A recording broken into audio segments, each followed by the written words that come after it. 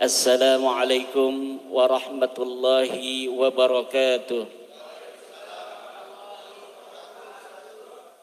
Alhamdulillahil malikil hakim, al-jawadil karimil azizir rahim, fattariqu ilaihi wadihun lil qasidin, waddalilu alaihi laihun lin nazirin.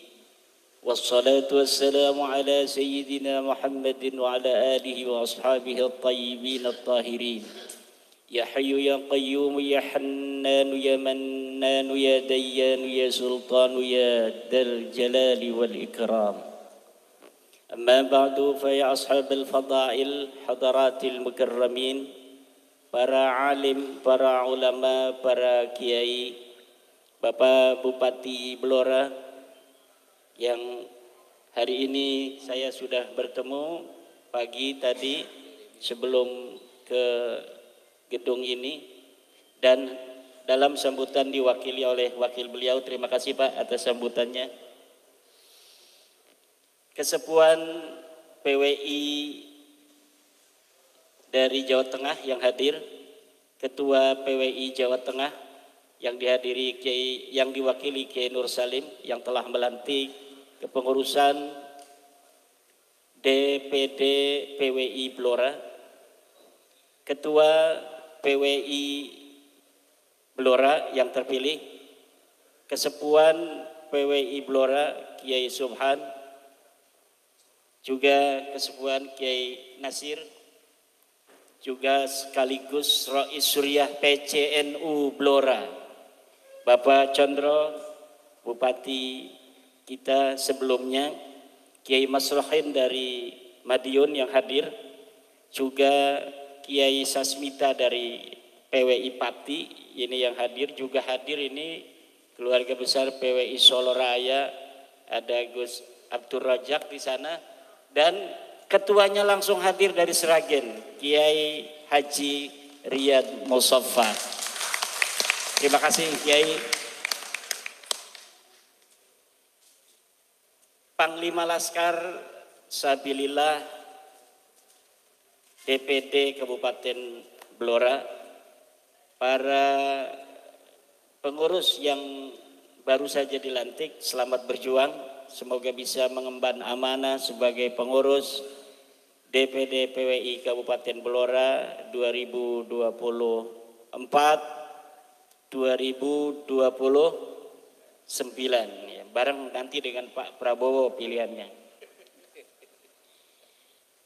Para hadirin ma'asyiral muslimin rahimakumullah, para anggota PWI, para bapak, para ibu, juga para undangan dari pemerintah, juga dari Tentara Nasional Republik Indonesia dan Kepolisian Republik Indonesia. Pada hari ini alhamdulillah acara sangat padat untuk PWI. Semalam itu Ketua Umum sedianya sudah janjian untuk hadir bersama di sini dengan saya. Sudah datang pula ke Sragen satu hotel bersama saya. Ketika pagi asistennya ngomong sama saya, kayaknya Ketua Umum ini nggak bisa hadir ke Blora, tapi coba menunggu perkembangan. Mudah-mudahan kesehatannya pulih, istirahat di hotel. Waktu pagi, saya langsung ke Kiai Riyad Musaffa dulu, karena saya kalau ke daerah Solo Raya dan sekitarnya itu kalau nggak mampir ke Kiai Riyad kayak kurang full gitu, kayak kurang sempurna gitu. Kemudian langsung kemari, alhamdulillah dapat bertemu dengan tokoh-tokoh Blora, Bapak Bupatinya juga, mantan Bupatinya, alhamdulillah juga dengan tokoh-tokoh NU di Kabupaten Blora. PWI ini berasaskan Pancasila dan Undang-Undang Dasar Negara Kesatuan Republik Indonesia. Jadi setiap pengurus PWI tidak boleh melupakan dasar ini, karena ini ada dalam anggaran dasar. Anggaran dasar PWI adalah Pertama, ia berdasar dalam berbangsa dan bernegara kepada Pancasila dan Undang-Undang Dasar 45. Maka PWI wajib untuk menjaga dan mengamalkan serta mengembangkan dan mempertahankannya Pancasila dan Undang-Undang Dasar dari setiap upaya yang ingin merongrong keduanya.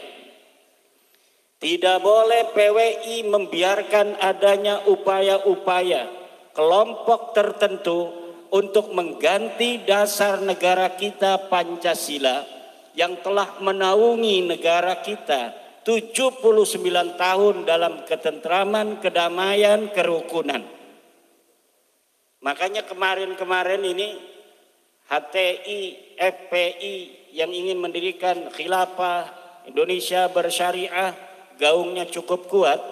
Tetapi 2 tahun setelah lahirnya PWI, keduanya dan kelompok-kelompok lainnya ini berpikir ulang untuk meneruskan cita-citanya dalam merongrong Pancasila dan Undang-Undang Dasar dan mengganti, melemahkan NKRI, Negara Kesatuan Republik Indonesia.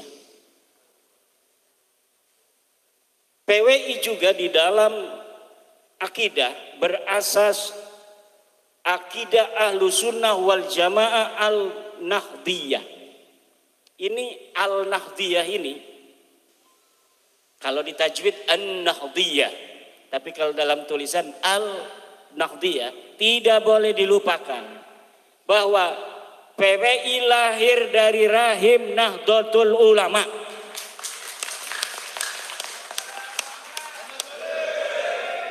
PWI adalah pasukannya Nahdiyin Nahdiyat di seluruh Indonesia. Tugasnya menjaga kemuliaan, kehormatan kiai-kiai Nahdlatul Ulama. Jika waktunya datang, PWI bersama Banser harus di depan di dalam menjaga kedaulatan Negara Kesatuan Republik Indonesia dan di dalam menjaga kemuliaan para kiai dan para ulama.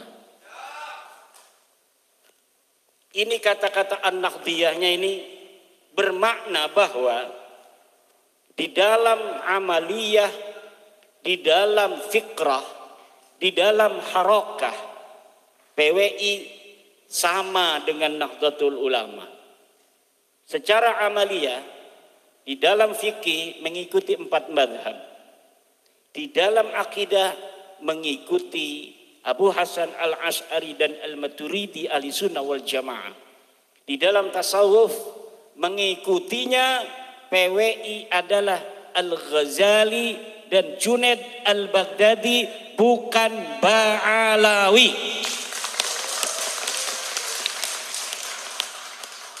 Ada di dalam anggaran dasar PWI dan ini pula ada di dalam anggaran dasar Nahdlatul Ulama. Jadi salah kalau orang NU di dalam bertasawuf ikutnya Ba'lawi, karena itu bertentangan dengan anggaran dasar. Anggaran dasar dan anggaran rumah tangga NU kita di dalam amaliyah tasawuf mengikuti Imam Al-Ghazali. Imam Al-Ghazali nanti punya turunan murid Syekh Abdul Qadir Al-Jailani, Abu Hasan Asy-Syadzili, Ahmad Ar-Rifai, Abu Madyan dan lain sebagainya. Tapi tidak ada di dalam sanad silsilah Imam Al-Ghazali itu faqih muqaddam, pendiri tarekat Alawiyah dari Ba'alawi yang telah saya teliti. Ternyata jangankan tarekatnya pakai muqaddam, uangnya galaka, uangnya orono. Bagaimana orang yang tidak ada orangnya bisa menciptakan tariqah? Kalau tariqah Al-Qadiriyah, tariqah Asy-Syadziliyah, tariqah Ar-Rifaiyah, tariqah An-Naqsabandiyah, An-Naqsabandiyah Khalidiyah, semuanya terverifikasi. Amalannya ada, mursyidnya ada, wiridan khususnya ada, sejarah pendirinya ada. Lah kalau tarekat Alawiyah, saya sudah mencari, coba. Tarekat itu kan wiridan. Habis sholat baca apa? Kalau Qadiriyah baca La ilaha illallah 165. Kalau Syadziliyah dia bacanya 100 membaca istighfar, 100 membaca sholawat, 100 membaca La ilaha illallah setiap waktu subuh dan waktu asar. Semuanya ada. Lah saya cari dalam kitabnya Al-Manhajus Sawi yang katanya adalah fi bayani thariqah Alawi. Ini ndak ada wiridannya opo, mursidnya sopo, siki sing ngijazahkan sopo, ora ono.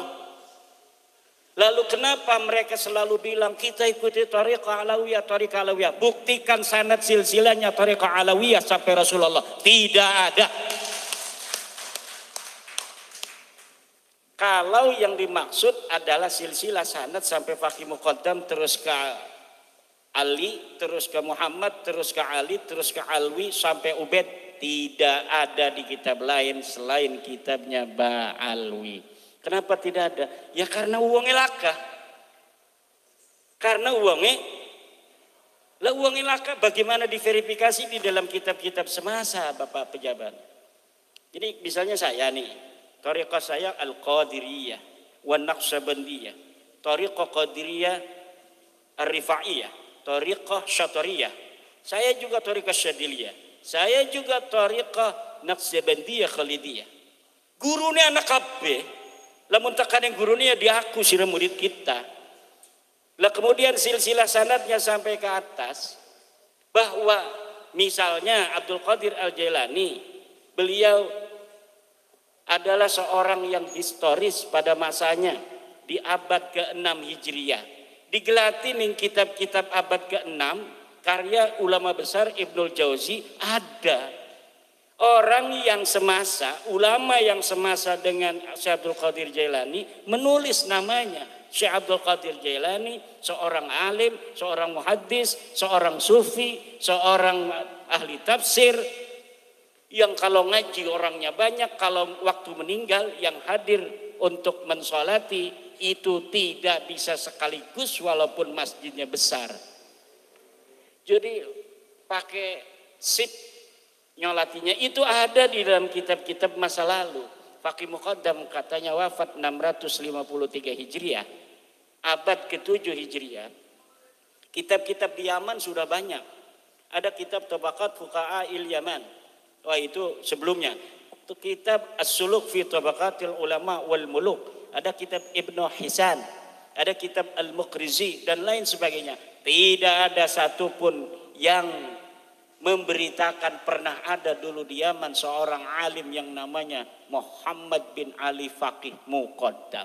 Teu aya ora ono. Lah kalau ora ono berarti apa?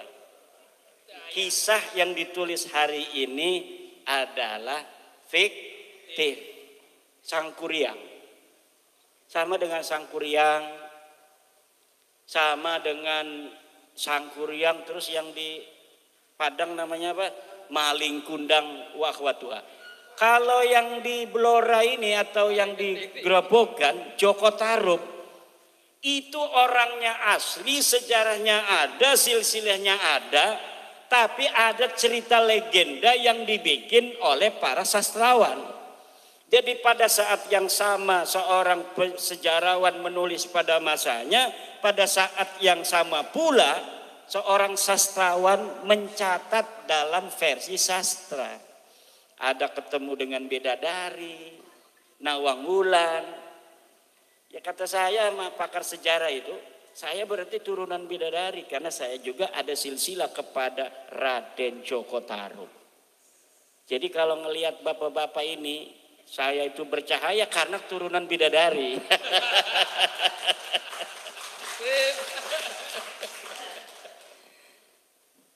Ada turunan bidadarinya. Bagaimana itu bidadari? Wallahu alam, itu namanya cerita. Lah itulah namanya sisipan sastrawan terhadap sebuah sejarah yang benar. Ada lagi sebuah sisipan cerita fiksi di dalam latar belakang sejarah yang benar, tapi ininya fiksi sosoknya, seperti Aryo Kamandanu. Arya Kamandanu itu cerita fiksi yang dilatar belakangi oleh sebuah sejarah asli, yaitu Mojopahit. Seakan-akan Arya Kamandanu bertemu dengan Gajah Mada, bertemu dengan Hayam Wuruk dan lain sebagainya, tetapi sosoknya fiktif, dibikin sebuah kerajaan yang seakan-akan ada berbarengan dengan kerajaan Mojopahit, yaitu namanya kerajaan Madangkara. Tapi kita lihat di dalam kitab-kitab sejaman, yang ada itu ketika Majapahit ada itu Pajajaran, Telaga, nggak ada yang namanya Madangkara. Lalu Madangkara ini siapa? Ini adalah kisah fiksi. Fakih Muqaddam ku mengonon Yai Nasir. Ajen tulan baik. Ini Rais Surya PCNU ini. Enggak bakal dimarahin. Kita kan harus husnudon. Jadi husnudon kepada mereka, ya husnudon juga kepada kita husnudon aja, ini bener kayaknya, begitu harusnya. Setuju nggak? Setuju. Nah, ketika dalam amaliyah kita mengikuti Nahdlatul Ulama, dalam fikrah juga kita mengikuti Nahdlatul Ulama. Apa fikrah kita? Fikrahnya 3. Yang pertama adalah tawassut, tatawur, dan manhaji. Tawassut artinya tidak liberal, tetapi juga tidak tekstual. Orang kalau cara berpikirnya sudah seperti ini, tawassut, dia tidak liberal, tidak mengkesampingkan teks Al-Quran, tidak mengkesampingkan teks hadis, tetapi dia tidak pula tekstual. Kalau tekstual jadinya Wahabi. Kalau Wahabi tekstual, ketika ada sebuah kalimat tidak ada misalnya yang namanya maulidan, maka secara pemahaman dan cara berpikir Wahabi, maulid tidak boleh. Kenapa? Tekstualnya tidak ada. Dia tidak pernah al-jam'u bainan naswaini, dia tidak ada tafsirun nas, tidak ada pula interpretasi yang lebih detail berdasarkan dengan usul kaidah usul fikih yang ada, yang dikembangkan oleh para ulama. Nah, kita ini adalah dalam cara berpikir NU dan cara berpikir PWI sama, karena PWI anaknya NU. Apa? Tawassut, la liberalian wala tekstualian. Kalau liberal ada teks, dikesampingkan teks ini untuk kemaslahatan. Kalau kita itu tekstual, kalau tidak ada di dalam teks, maka itu sudah dianggap tidak boleh, haram dan bid'ah.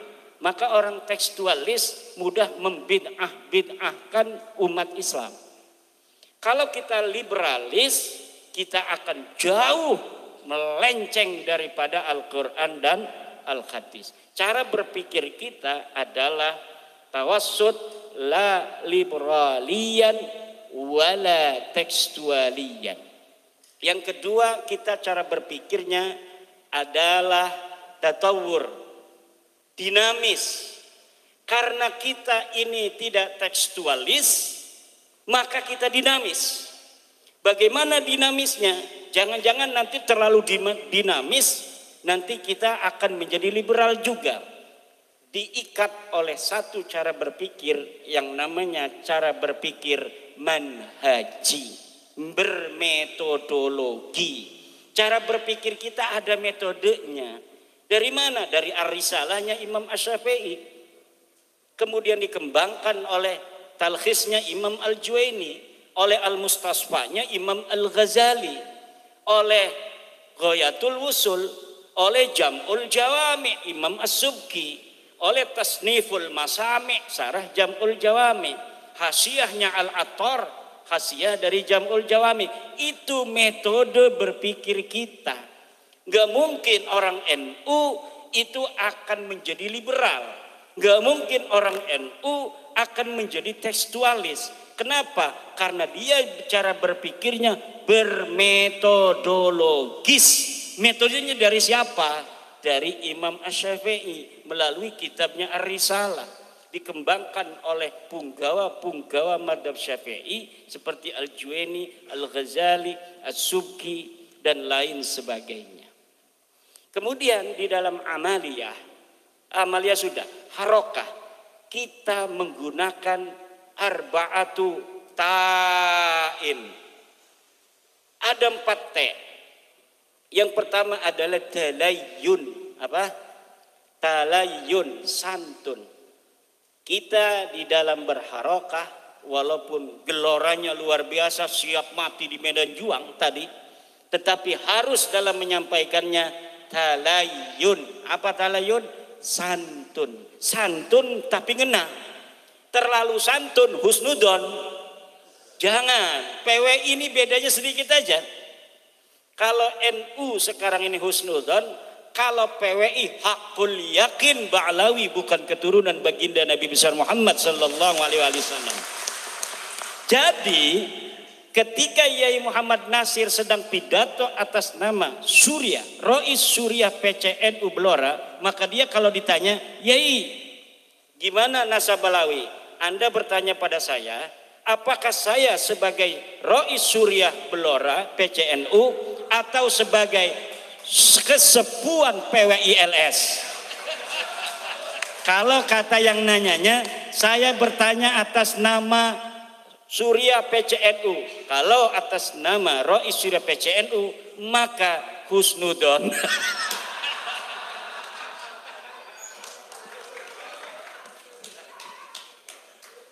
Kalau atas nama kesepuan PWI, kalau atas nama kesepuan PWI hakul yakin bahwa Ba'lawi bukan keturunan Nabi walau aftal muftun.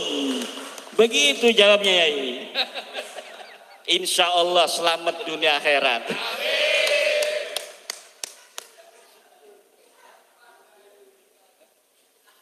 Tapi kalau orang memperhatikan, kalau ketum lagi ngomong nasab itu, lihat wajahnya. Itu gaya-gayanya orang ledek itu. Husnudun aja, itu ngeledek itu. Tapi nggak ngerti orang diledek itu, malah seneng. Ada yang diledek dapat duit lagi. Yang kedua, tatawu. Apa? Tatawu. Harus sukarela. Orang masuk PWI nggak ada yang maksa. Bukan karena kita dilantiknya di gedung DPRD seperti hari ini, dihadiri oleh Bapak Bupati, wakilnya, dan juga mantan Bupati, oleh para anggota Dewan, bukan berarti kemudian kita yang jadi anggota ini dipaksa oleh mereka. Tidak. Kita ini PWI tatawu dengan sukarela. Makanya mukibin itu adalah calon-calon mad'u kita. Jangan dibenci. Mukibin itu harus kita sayangi. Karena untuk mereka lah kita ada. Kalau nggak ada mukibin, buat apa ada PWI? Cukup NU. Tapi karena ada mukibin yang harus kita selamatkan, jiwa mereka, mental mereka yang terjajah, hidup mereka yang secara ilmu akidah mau ke surga aja harus ngikut-ngikut kepada orang, kepada manusia yang tidak diajarkan di dalam agama Allah. Orang-orang menunduk setunduk-tunduknya kepada manusia, jangankan hartanya, kadang-kadang istrinya diminta juga dia berikan. Untuk merekalah PWI ada, untuk merekalah kita berjuang. Maka kita jangan menganggap mereka musuh, tetapi menganggap mereka adalah medan juang kita. Merekalah mad'u, orang yang kita ajak, orang yang kita selamatkan. Makanya kemarin Rizik Syihab dalam 212 usul untuk membuka yang namanya pendaftaran jihad ke Palestina. Kata saya mendukung. Tapi yang daftar Ba'alawi semua. Tidak boleh anak-anak Nusantara ikut-ikut daftar pendaftaran Palestina yang dibuka oleh Rizik Syihab. Jangan. Karena saya baca sejarah, Pak. Saya baca sejarah. Bagaimana Ba'alawi di Hadramaut, bagaimana Ba'alawi di Indonesia. Nggak ada sejarah perang. Nggak ada sejarah mereka mau berdarah-darah di dalam perjuangan menyebarkan agama Allah. Tidak ada. Ada di Aceh namanya Abdurrahman Az-Zahir Ba'alawi. Dia seperti berani pada tahun 1800-an akhir memobilisasi masyarakat melawan Belanda. Ayo kita melawan Belanda, ayo kita perang. Dimobilisasi oleh dia. Ketika rakyat Aceh itu kemudian percaya kepada dia kemudian masyarakat Aceh bersatu melawan Belanda.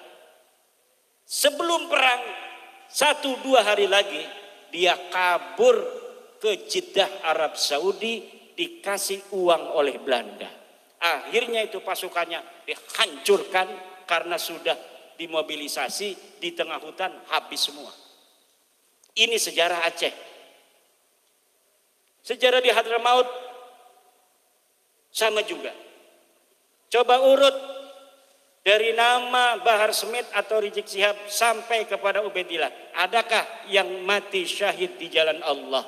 Tidak ada. Tidak ada yang perang. Jangan bawa-bawa setelah Ubaid. Kalau setelah Ubaid itu cucu Nabi asli.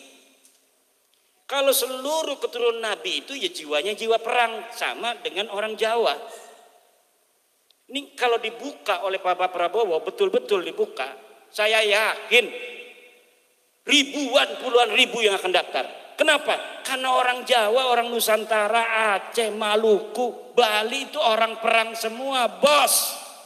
Leluhurnya tukang perang. Saya yakin kalau dibuka semuanya akan daftar.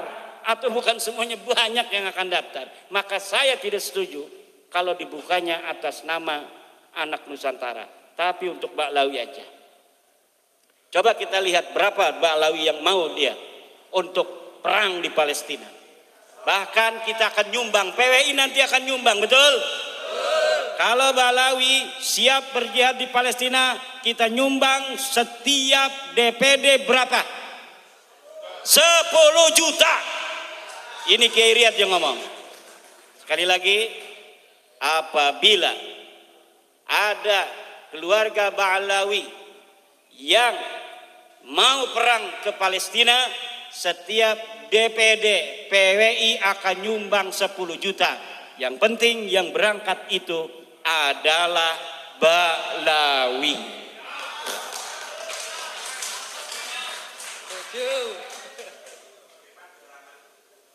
Kita lihat, tapi kalau yang dibukanya silakan seluruh pemuda Indonesia, saya yakin terutama daerah-daerah ini nih, Demak, Bintoro, Blora, Aryo Penangsang, itu tukang perang kabeh.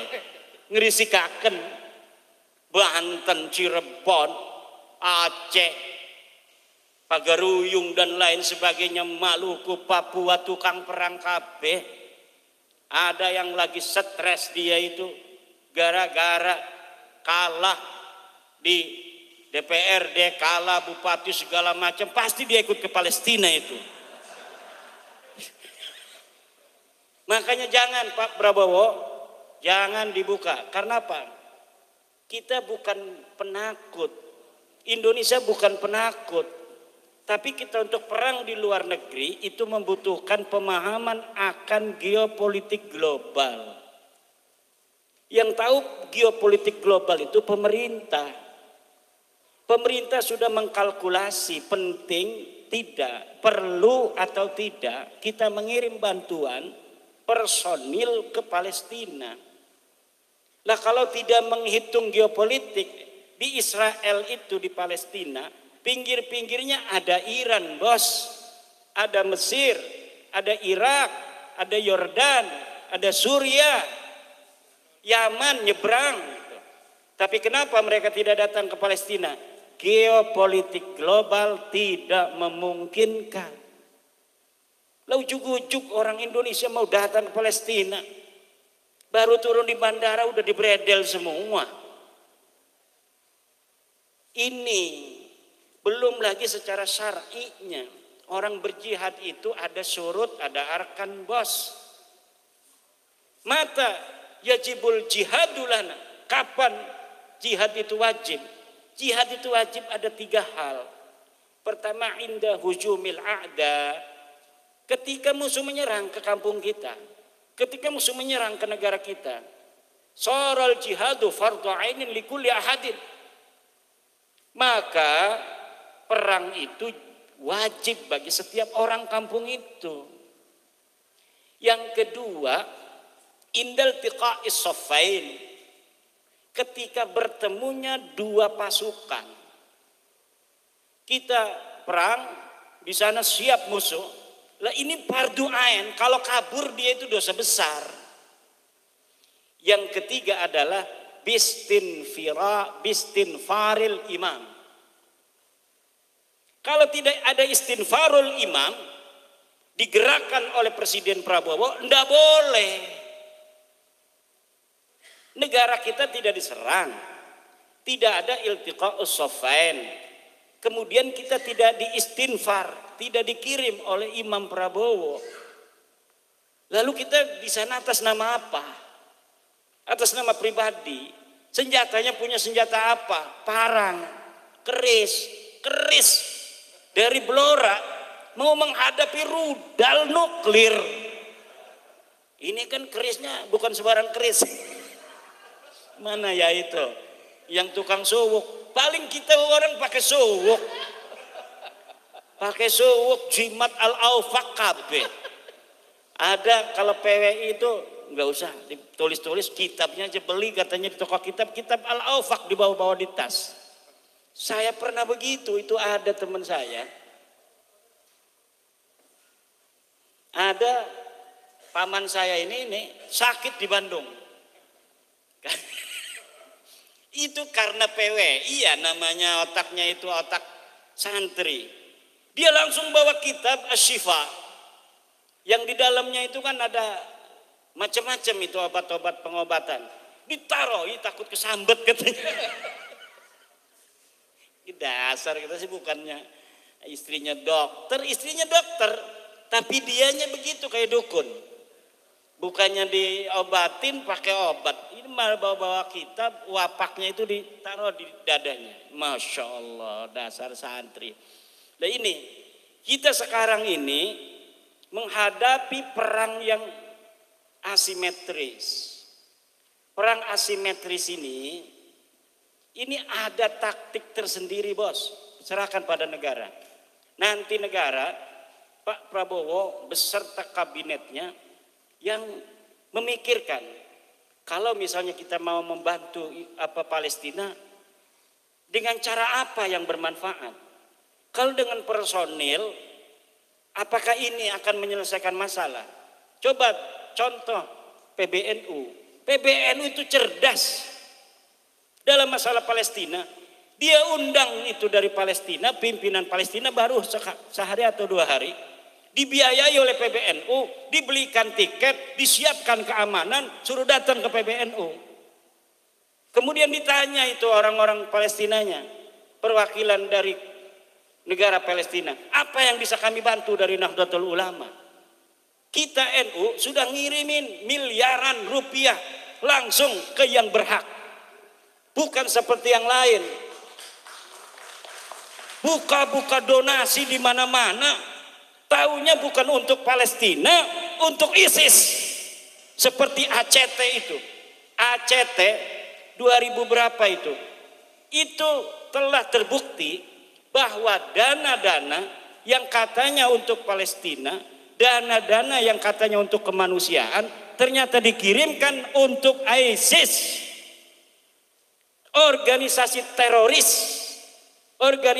teroris yang mengacak-ngacak saudara Islam kita yang mengadu domba antara Sunni dan Syiah yang ada di Syria. ISIS hancur diganti oleh Jabhatun Nusrah itu di Suriah. Jabhatun Nusrah hilang sekarang baru 2 hari.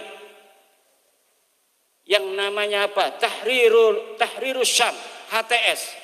Hizbut Tahriris Syam. Partai Pembebasan Syam. Sama aja ini ISIS ini. Dia ini cucunya ISIS. ISIS punya anak Jabhatun Nusrah.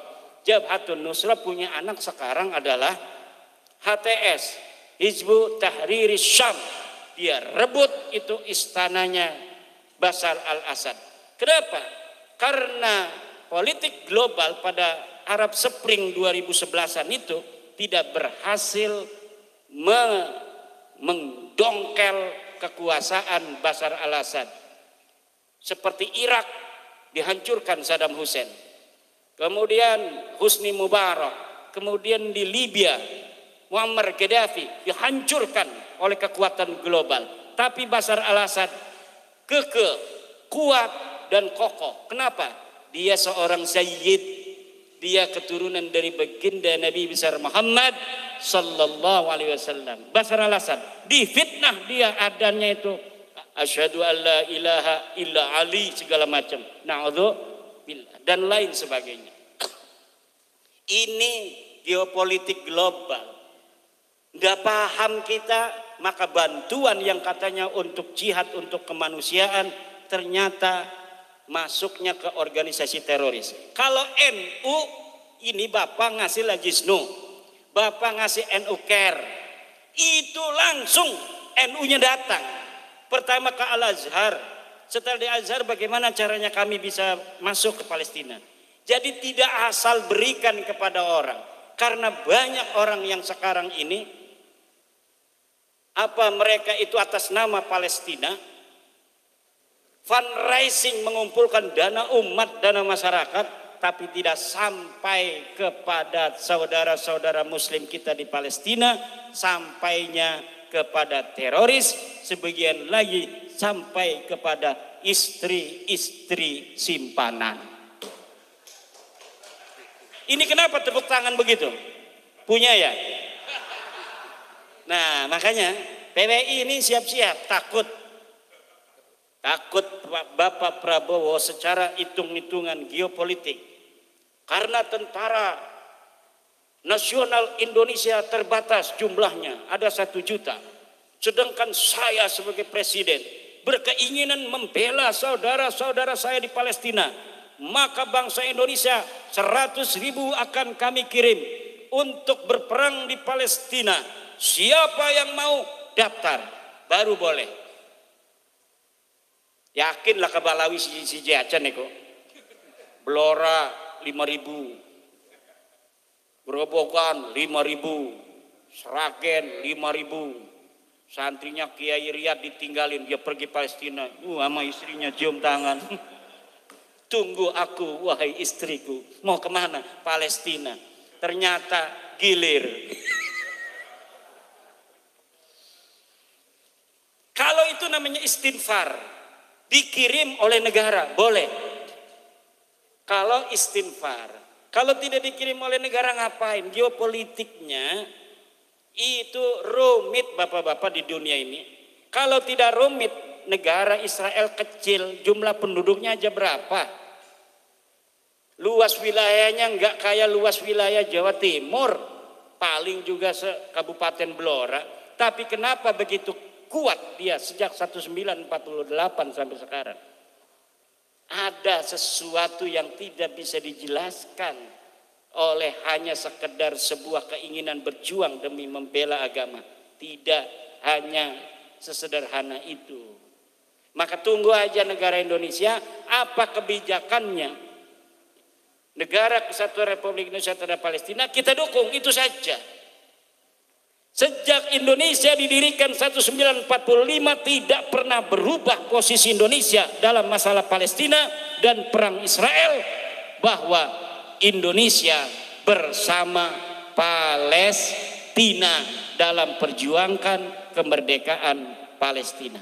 Itu adalah sumpah dari pemimpin-pemimpin kita dan tidak pernah berubah setiap negara, setiap presiden.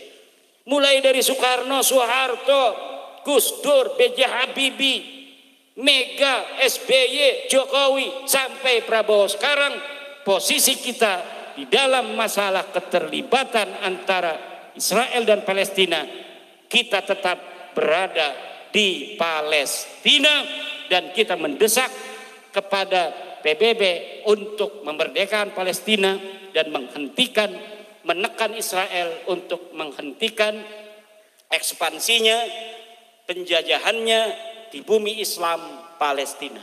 Ini posisi, bukan hanya dengan semangat seakan-akan menyalahkan negara tidak mengirimkan pasukan ke sana. Ngerti ora sira hukum itu geopolitik global, nyala-nyalain menteri luar negeri, nyala-nyalain tentara, nyala-nyalain presiden. Sekarang sudah tidak ada zamannya orang berani-berani menyalahkan presiden, mencaci maki pejabat negara. Tidak boleh lagi ada setelah adanya perjuangan Wali Songo Indonesia. Karena bagi PWI, pejabat saudara kita, dia sama-sama anak Nusantara. Ulama saudara kita, guru kita, sesama anak-anak Nusantara. Tidak boleh siapapun yang boleh menghina putra-putri Nusantara, para keturunan orang-orang besar di masa lalu yang hari ini mendiami kepulauan Nusantara dari Sabang sampai Merauke.